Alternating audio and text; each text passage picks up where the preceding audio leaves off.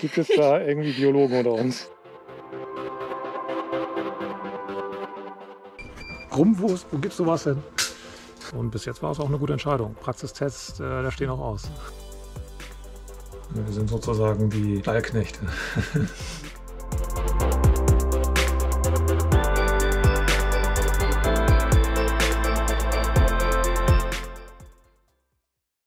Wir sind Yvonne und Nikolas. Reisen ist unser Leben. Unsere Jobs haben wir gekündigt, um etwas völlig Neues zu beginnen. Als digitale Nomaden wollen wir in unserem Expeditionsmobil die Welt bereisen. Komm mit und begleite uns auf unserem Weg.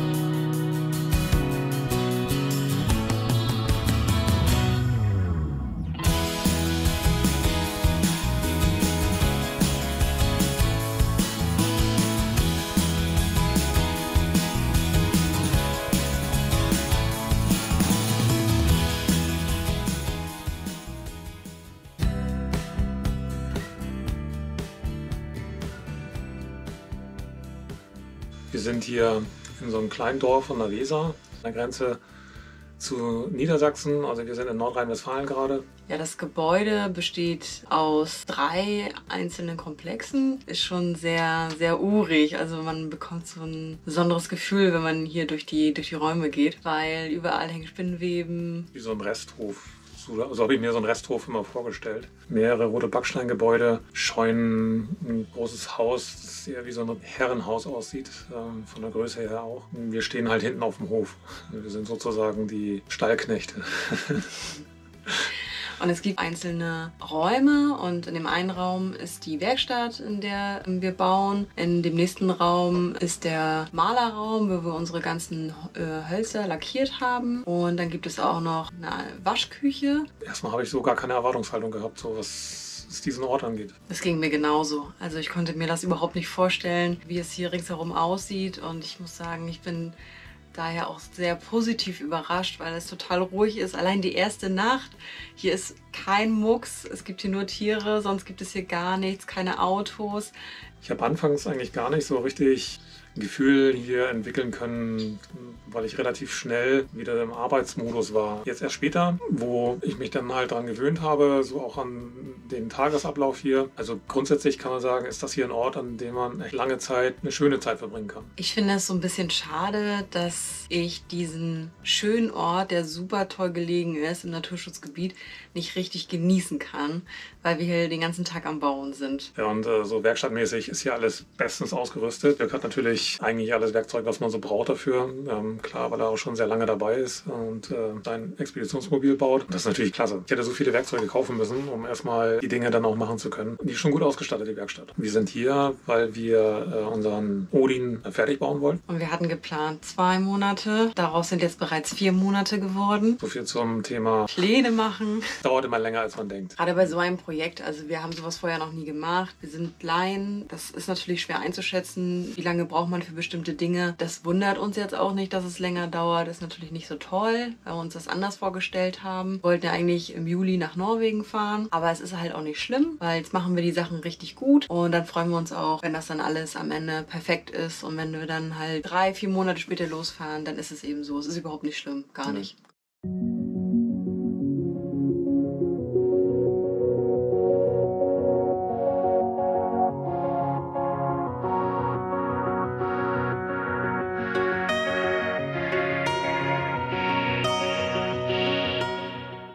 Heute gibt es lecker Pizza. Ist der Teig drin? Und? Ist da was geworden?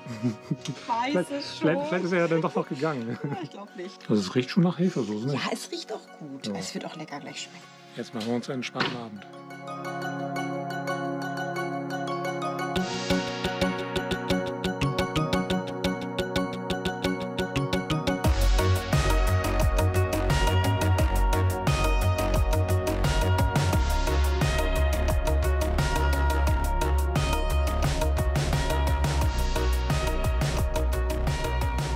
2 Wochen kommt hier ein Landschlachter vorbei mit seinem Fahrzeug und da können wir dann hier vor Ort Fleisch einkaufen. Ist das nicht geil? So, was ist das für eine Mettwurst? Nur mit Pfeffersalz und Rum. Rum, ne? Ja. Okay. Geschmack wie früher, Preis wie heute, für junge und noch alte Leute. Rumwurst, wo gibt's sowas denn? So, das gibt's nur auf einer Landschlachterei. Bis zum nächsten Mal. Auf tschüss.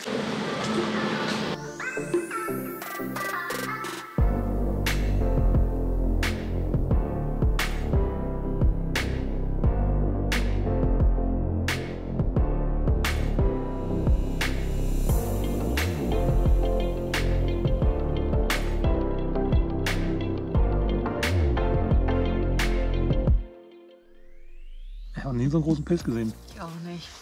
Der Also- ist ja riesig. Oh mein Gott, guck dir das mal an. Also, weiß nicht. Bitte an alle Biologen. Hat das vielleicht irgendwie mit dem Kraftwerk dahin zu tun? Ist das vielleicht doch ein Atomkraftwerk? An alle in die Kommentare. Was für ein Pilz ist das? Genau. Gibt es da irgendwie Biologen unter uns?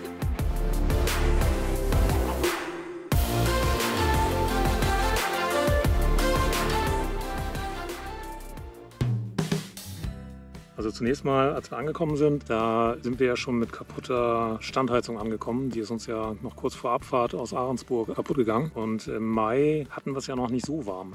War dann schon irgendwie ein Problem. Es hat auch 3 Wochen gleich geregnet, als wir angekommen sind. Das Ja. war echt ein mega Schiedwetter.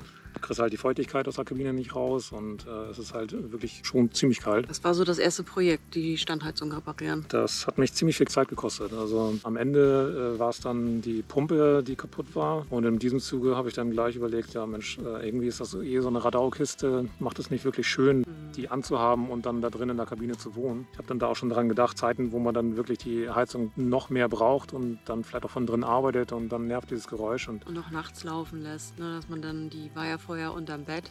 genau. Und das ist mir einfach zu laut geworden. Und der kam dann mit der Idee, so Mensch, hier Pistenkuh, die haben doch ihre Standheizung in ihre Staubox reingepackt. Überleg doch mal. Und habe ich eigentlich ziemlich schnell mich dazu entschlossen, die in die Staubox zu bauen. Und bis jetzt war es auch eine gute Entscheidung.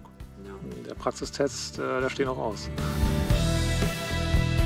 Ja, und dann sind natürlich auch ein paar unvorhersehbare Dinge so eingetreten. Deshalb sind wir ja auch jetzt länger hier, als wir eigentlich dachten. Zum einen ist uns auf der Fahrt hierher auf der Autobahn die komplette Küche fast auseinandergeflogen. Da sind die ganzen Schränke halt aufgegangen, die ganzen Schubladen sind aufgegangen. Die Küche hat sich durch die Kraft komplett von der Wand gelöst. Und da ist uns zum ersten Mal eigentlich aufgefallen, dass der Innenausbau, so wie er gemacht wurde, eigentlich für die Reise, so wie wir sie vorhaben, überhaupt nicht geeignet ist. Während dieser Geschichte haben wir das Laminat hochgenommen und du hattest schon so eine Vermutung immer gehabt. Und da haben wir dann Schimmel gefunden an einigen Stellen da im Bad und da mussten wir natürlich auch ran. Und das waren halt so Sachen, das war ja nicht auf unserem Zettel. Dann im Rahmen des Umbaus der Heizung mir dann hinten leider auch ein kleines Malheur passiert, hatte dann so einen kleinen Springbrunnen hinten in der Garage. Und dann hatte ich mir so gedacht, na gut, komm. Ich will sicher sein, nimmst du mal die oberste Platte ab und guckst mal, ob da viel Wasser drunter gelaufen ist. Glücklicherweise habe ich es hochgenommen, Ja. weil auch da ist mir dann wieder aufgefallen, ja super, da gibt es so 2 Stellen, gerade an den Ecken sind die Holzplatten vergammelt und das habe ich dann alles neu gemacht. Ne? Dann ist Nico jetzt letztens noch krank geworden. Das Ja. hat uns auch noch mal ganz schön zurückgeworfen. Da hatten wir dann gerade die Kabine, die Küche. Die Ja. war auseinandergebaut und eigentlich hatten wir für die Küche alles wieder zusammensetzen und schön machen, 2 Wochen geplant und naja, sind daraus jetzt 6 Wochen ohne Küche geworden und das war eine ganz schöne Herausforderung.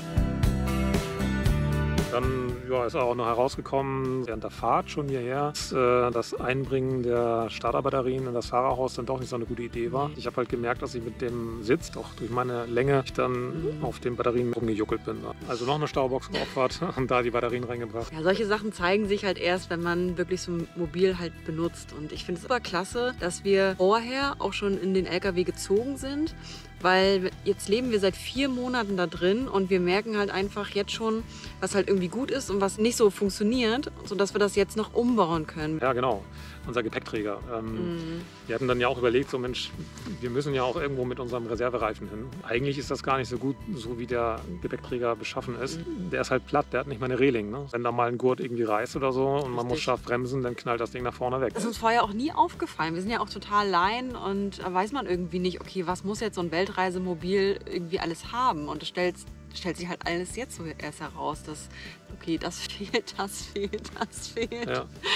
Mir ist eigentlich auch nicht aufgefallen, ob da jetzt vorher, bevor wir dann die Seilwinde haben rausbauen lassen, ob da irgendwas dran war. Genau, das Ding hat vorne keinen Absteckhaken. Ne? So, Die hat jetzt aber 4 Kilo Ersparnis eingebracht. Ne? Also wir haben eine halbe Tonne gespart dadurch. Ja. Ne? Und so kommt eins zum anderen. Dann haben wir noch gemerkt, so Mensch, die Kabine irgendwie oben, die Ecken, die sind völlig ungeschützt, sind halt exponiert und da muss man halt was dran machen. Wir sind aus 2 Monaten bisher jetzt 4 Monate geworden und es wird ein paar Wochen werden wir auch noch brauchen. Ja, und dann kommt natürlich noch dazu Corona. Das hat ja nicht nur irgendwie die Holz- und Metallpreise in die Höhe steigen lassen, sondern auch so die Lieferzeiten angeht. Wir haben allein für unsere Sitzbänke jetzt 12 Wochen gewartet, also für die Stoffbezüge. Ja, ansonsten haben wir aber jetzt so mittlerweile unser Mobil, also von innen so weit, wo wir denken, innen sind wir fertig. Sieht echt super aus. Und es hat sich gelohnt. Ja. Und so die Solaranlage, das kann man zumindest sagen.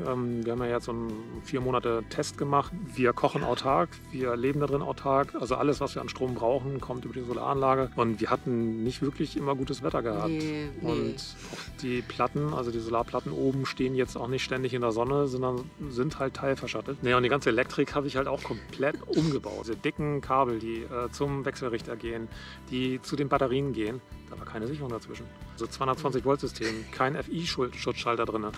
Kabel, die verbaut waren, also es waren handelsübliche Hauskabel. Ne? Also im Prinzip gibt es da kein Kabel, was ich jetzt nicht kenne. Aber es geht ja am Ende auch um das gute Gefühl. Genau. Es geht um das gute Gefühl, das man dann hat, dass man damit losfahren kann und sich sicher ist. Die Schränke kommen nicht runter, die Bude brennt nicht ab. Das wird dann jetzt mit dem LKW da auch weitergehen.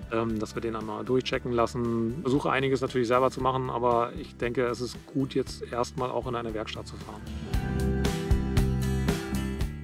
Irgendwie hätten wir nicht gedacht, dass wir hier so viel Besuch bekommen. Also wir hatten eigentlich gedacht, dass wir hierher kommen und für uns sein werden. Ne? So. Genau. So, und dann kam dann Polarfuchs vorbei. Die haben wir kennengelernt über Instagram.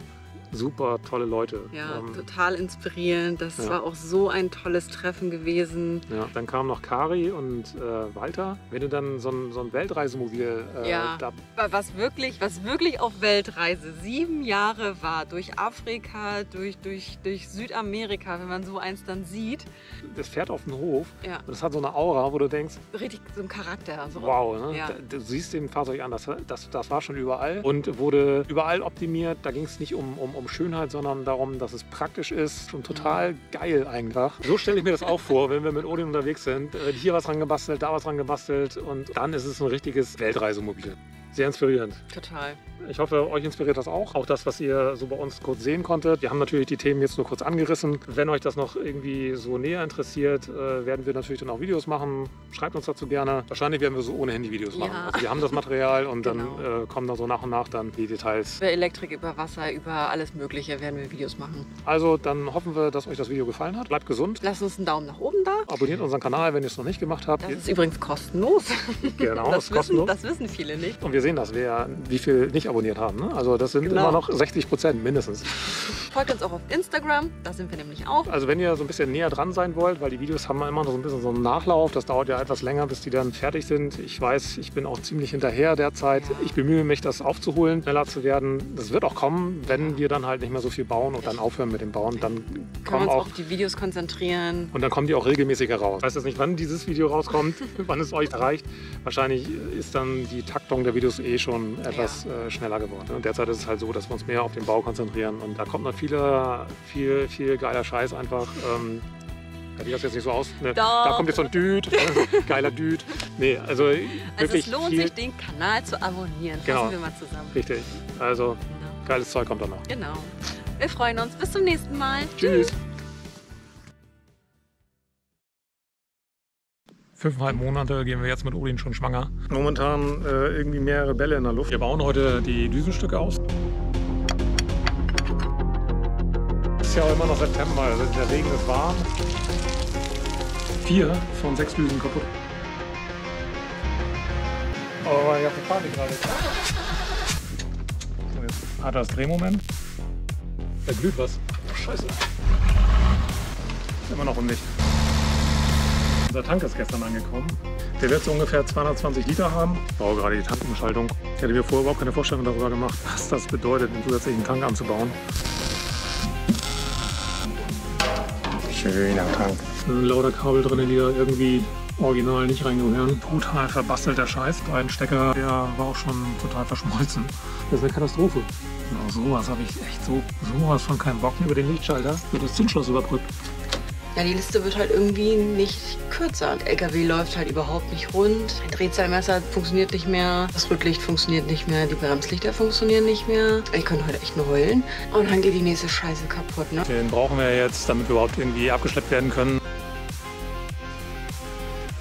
Die hatten eigentlich nicht mehr die Hoffnung gehabt, dass man die überhaupt noch retten kann. Es lohnt sich, alte Dinge irgendwie aufzubereiten. Manche Arbeiten, die braucht man echt nicht.